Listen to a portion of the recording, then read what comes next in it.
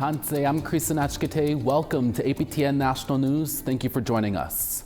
Saskatchewan RCMP have arrested another teenager who was involved in another homicide investigation in the Kettle Nakoda Nation in southern Saskatchewan. Last Friday, on March 21st at around 3 a.m., the File Hills Police Service responded to a report of a medical emergency in CTK. 31-year-old Drew Jack later died of his injuries in hospital, and his death was deemed suspicious by RCMP. RCMP Major Crimes in the Regina Police Service said they arrested a teenager from Regina and charged them with 1 count of manslaughter in relation to the death in CTK. The youth cannot be identified due to the Youth Criminal Justice Act. They made their first court appearance in Regina Provincial Court this morning. Previously, a 15-year-old and 18-year-old Darius Reset were arrested and charged in the quadruple homicide in CTK in early February. Police have not said if the incidents are connected. With a new Prime Minister and a federal election on the way, families and advocates still have so many questions surrounding the state of Jordan's principle to support First Nations children. Over the weekend, Indigenous Service Minister Patty Hajdu announced the extension of that support will continue through 2026. First reported by the Canadian Press, Minister Hajdu did not provide specific amounts, but she says the federal government has provided $8.8 billion into Jordan's principles since it was first established in 2016. In February, the federal government said it would bar funding approvals under Jordan's principle for non-urgent matters like home renovations and sporting events. The First Nations Family Caring Society has since accused the feds for failing to provide evidence of misuse, evading its legal obligations, and creating a backlog of cases. Former Liberal Cabinet Minister Randy Boissonnault will not be running in the upcoming election. He made the announcement on Friday evening in a post on X, formerly known as Twitter. In a letter posted on X, Boissonnault wrote that he wanted to embark on a new adventure and acknowledged the past year had been difficult on him and his family. Last year, Boissonnault had to resign from cabinet over questions about his claims to having an Indigenous identity and his previous business dealings. Last December, he told a House of Commons committee that he was not Indigenous. Boissonnault represented the Edmonton Centre riding from 2015 to 2019 and again from 2021 to 2025. The successful search for the remains of 2 Indigenous women in a Winnipeg landfill is sparking a call for efforts to find more missing women. CTV's Alex Carper reports. We're always praying we'll find her. Susan Caribou's niece Tanya Nipanak has been missing for over 13 years. She has set up a little memorial in her home to always remember her. Tanya's home, her very own home. Tanya was a beautiful person. She loved to sing. The family was her pride and joy. In October 2012, police started searching Winnipeg's Brady Road landfill, but didn't find anything. 13 years later, there still aren't any answers. It's like she doesn't matter. The remains of both Mercedes Myron and Morgan Harris were recently recovered at a different Manitoba landfill only 3 months after a search began. Earlier this week, Grand Chief Kyra Wilson says she hopes this will set a precedent for future searches. We know that the work is possible, and now we know that the work will continue, and we have many families that are still looking for their loved ones that are missing. But that successful search for remains has also brought up deep trauma for Caribou. I'm happy the other family are getting a closure, but it makes me so angry that they didn't give us the same treatment for our loved one. And if they did, maybe we would have bought her home long time ago. Susan Caribou believes Tanya is somewhere in this Winnipeg landfill and says she'll continue to fight for justice, hoping one day she can bring her missing niece home. Alex Carpa, CTV News, Winnipeg. We're always looking for your feedback or story ideas. Here's how you can continue the conversation with us. If you have a story you want to share, send us an email to news@aptn.ca. To read and watch our stories, you can go to aptnnews.ca. And you can also find us online on your favorite social media sites, including TikTok, YouTube, LinkedIn, and X. Follow APTN News to join the conversation and see our latest stories. A Vermont politician from that state's House of Representatives has introduced a bill that proposes to make changes to how the state recognizes groups claiming to be Native American tribes. It's a win for the Abenaki in Quebec, who say the tribes in Vermont are not First Nations. However, the tribes in Vermont say due process was already done years ago. APTN's Angel Moore reports. Rather, you were misled. Individuals and groups without legitimacy have manipulated history. Members of the Abenaki Council of Odanak and Wolanak from Quebec spoke at the Vermont State House during a public workshop called What If We Got It Wrong? Abenaki leaders and experts presented evidence that tribes previously recognized by Vermont are not Abenaki. Jacques Watso is a councillor of Abenaki Council of Odanak in Quebec.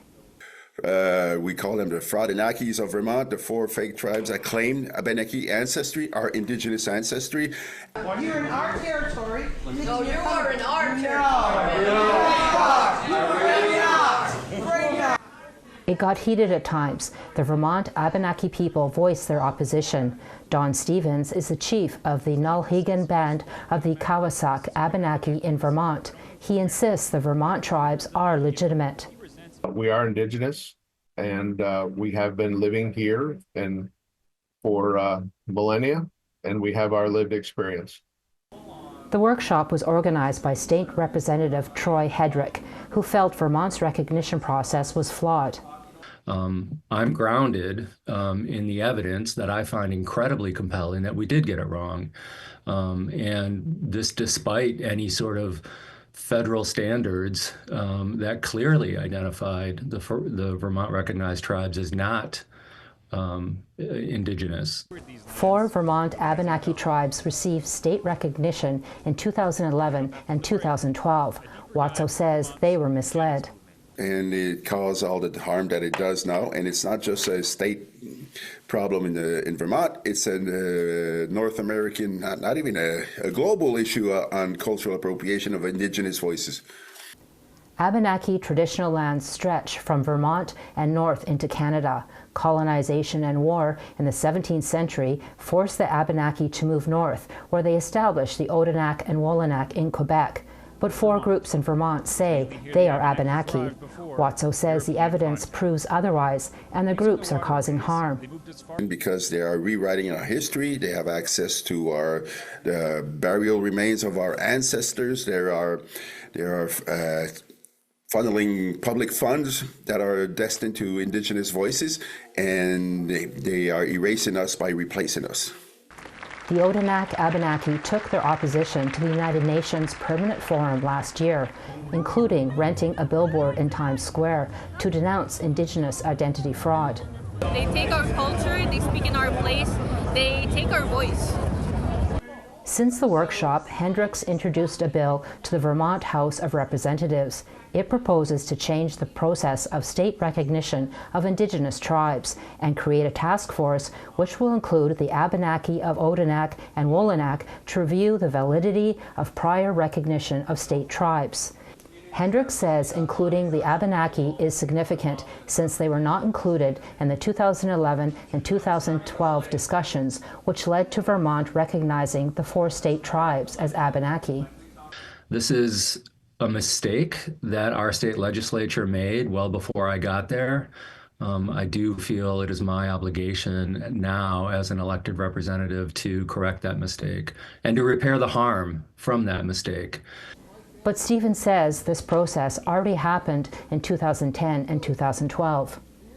Now, we did follow the United States process, which is to be recognized by a state or federal government, and we did that. And there was a complete process with scholars and also with the legislative body. So creating a bill to do the same thing doesn't make a lot of sense to me when we were recognized almost 15 years ago. Watso says the bill is a good step forward, but there is more work to do. It's a widespread phenomenon. It's a tsunami of wannabes claiming our ancestry and monetizing it. We see it. It's on everybody's lip, and now it's time to unite on a common front to say enough is enough. Angel Moore, APTN National News, Jabuktuk, also known as Halifax. Perimeter Aviation has renovated their airport terminal in Winnipeg, opening a 20,000 square foot expansion they hope will improve their service to northern communities. Our reporter Tyler Shingus has more on that. This is a great day and I'm glad we're here together. Some of the new additions include an improved security screening system, 2 gates to allow for more flights, as well as increased energy systems to ensure sustainability. Joey Prechisor speaks for Perimeter Aviation. One of the things that we do to try and serve our communities too is make sure that we have passenger screening for passenger baggage, passengers, and freight. And we're looking for illicit drugs, making sure that those don't make it to communities. Most of the people who use Perimeter Aviation are from northern Indigenous communities. Garrison Settee is Grand Chief of the Manitoba Kiiwetinoong Okinamak, representing 26 First Nations. I feel very appreciative that there's a lot of space for our people to be able to be comfortable, especially when they're traveling for medical reasons, that there's a lot of space here. And it also reflects the culture of our people. Petrisor says Manitoba could also help take northern travel to new heights by investing more in northern airports. This terminal is just one example of how we are working to strengthen northern infrastructure. But we must not stop here. Continued investment in northern aviation is essential to economic growth and viability of northern communities. Tyler Shingus, APTN National News, Winnipeg. Knowledge keepers of Manitoulin Island in Ontario are getting more exposure through a new podcast. That story when we come back. Stay with us.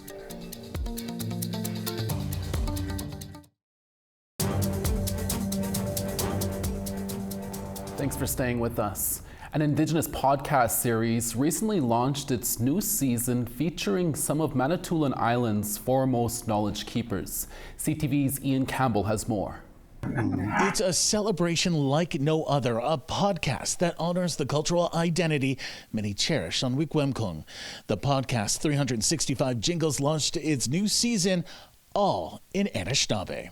They are creating 365 short story monologues, plays to share with the world of this beautiful language in Wikwemkong, the Odawa, Ojibwe, and Potawatomi language. We're very unique. There's not another language like this in the world. The artistic endeavor is a tribute to the culture they hold so dear on Manitoulin. Made possible by a grant from the Canada Council for the Arts, the goal is not only to share their language, but to make it more accessible to those wishing to learn it.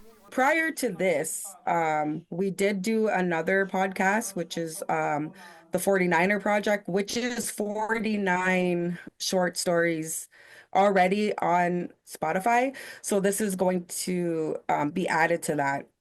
I kind of approached the elders of our community at Wikwemkong on Manitoulin Island to share these stories that they could perform under 5 minutes each. While 5 minutes may not sound like a lot, 365 podcasts certainly is.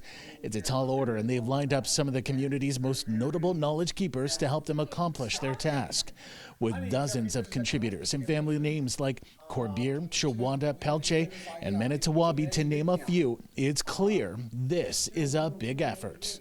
It's a creative way for a listener to hear our story and to hear the preservation of our language through story. So an expression of a childhood memory that may include, seeing the serpent in the water on a fishing trip with your grandfather.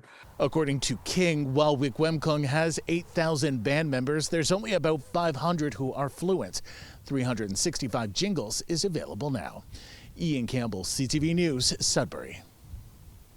The province of Alberta will soon start accepting applications from Indigenous-owned businesses for a share of a funding program. The Bear Hills Casino and Travel Resort south of Edmonton is one of the businesses that has benefited from the program last year. The province's latest budget includes $10 million for the Aboriginal Business Investment Fund. It will help Indigenous-owned businesses purchase or upgrade equipment and infrastructure. This is what the Aboriginal Business Fund is all about. The program is a catalyst for Indigenous businesses to develop and empower Indigenous communities all across Alberta to take charge of their economic futures. Since 2014, the Alberta Fund has supported more than 100 businesses with $58 million in grants. Now to Australian news. Overcoming the challenges and barriers to economic prosperity for Aboriginal people is the aim of a new initiative launched in Boorloo, Perth. The Mabo Centre will help traditional owners and Indigenous organizations make the most of land and sea rights in a bid to accelerate the journey to self-determination. NITV's Ricky Kirby reports. More than 30 years ago, the High Court handed down its historic judgment, known as the Mabo decision. That landmark case, led by Eddie Kawiki Mabo and other Meriam people, was an important turning point for Aboriginal and Torres Strait Islander people, recognising the existence of native title in Australia and the rights of Aboriginal and Torres Strait Islander people to their lands. Now, a new centre named after Dr. Mabo, launched in Perth, is aiming to continue his legacy.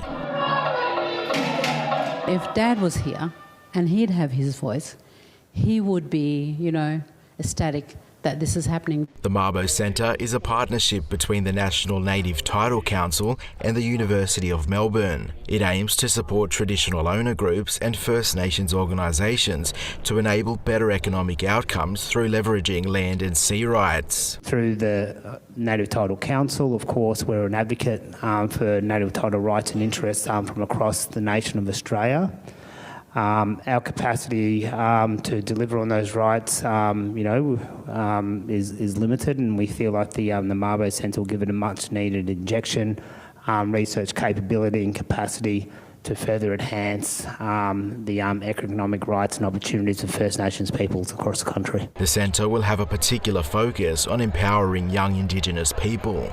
A major part of our work is actually working with young Indigenous Australians to give them the capacity that we've all wanted for them for so long, so that they become the future leaders in the native title sector with much enhanced capability. Delivering training to strengthen and share knowledge and build local leadership skills. We believe that economic development is the future for young people, and we want to give them that capacity. So we are developing training programs and masterclasses for the young leaders to come through. For me, this is just an extension of their vision that my dad had for a better future for Indigenous Australians. Ricky Kirby, NITV News. We now want to tell you about the results of last week's web poll questions.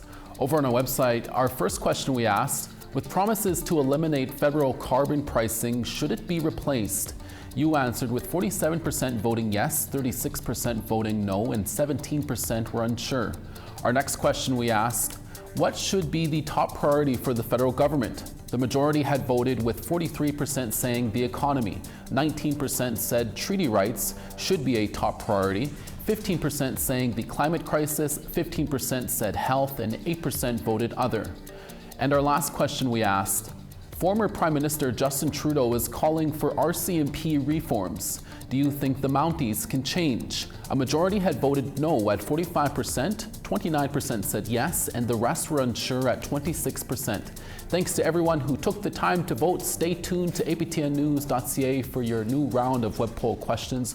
We should have those up later this afternoon. A new exhibit in the Yukon is putting big and bougie Indigenous earrings front and center. That story when we come back.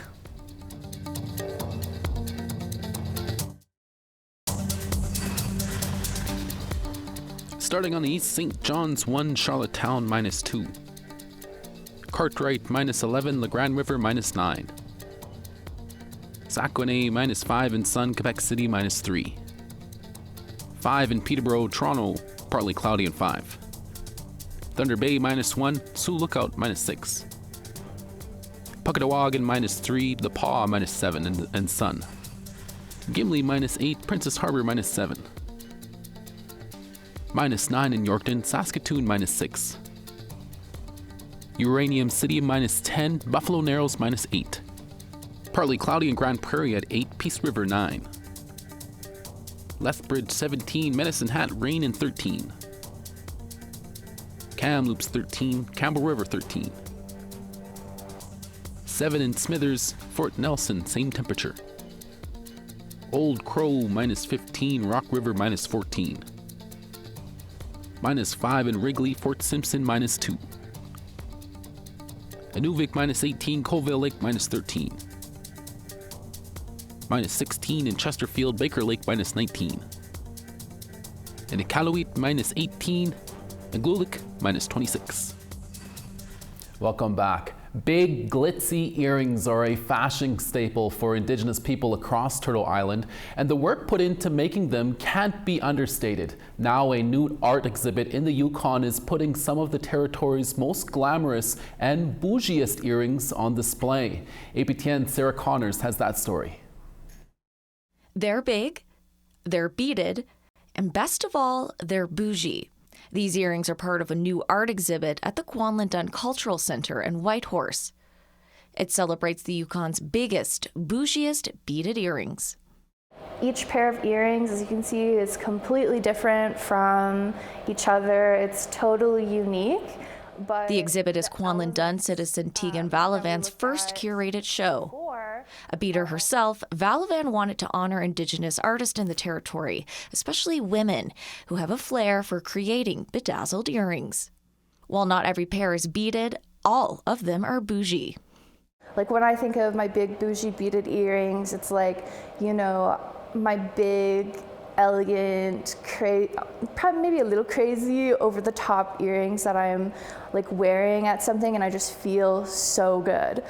Valavan received over 50 submissions for the exhibit, but had the tough job of narrowing it down to 21 pairs of earrings. It has beadwork, it has tufting. She says the pieces here are a testament to the Yukon's incredible craftsmanship, like these strawberry field earrings by Nacho Nayakdan beader Florence Moses. She delivered, like these are insane. It also includes earrings for every occasion, like these clip-ons made by Kwanlin Dun elder Shirley Smith. And they're good for cultural activities like going to potlatch or going to Friday night bingo. Of course, behind every pair of earrings, there's a story, some of which might make you laugh. Most of all, Valavan hopes the exhibit will help inform visitors about cultural appropriation, something she says is an issue in the territory. I was also hoping that there would be an educational element in this to get people thinking about like, okay, so it's okay for me to buy and wear these earrings, but who am I buying these earrings from? And like, what is their story? The exhibit runs until May 20th and has earrings for everyone, as long as you like them big, bougie, and beaded. Sarah Connors, APTN National News, Whitehorse. Love that story, Sarah. Thanks for that. And that's your daytime newscast for this Monday, March 24th. We're back again in a few hours for your evening newscast. Please join us then. From all of us at APTN National News, thank you for watching, and we'll see you again. Excellent.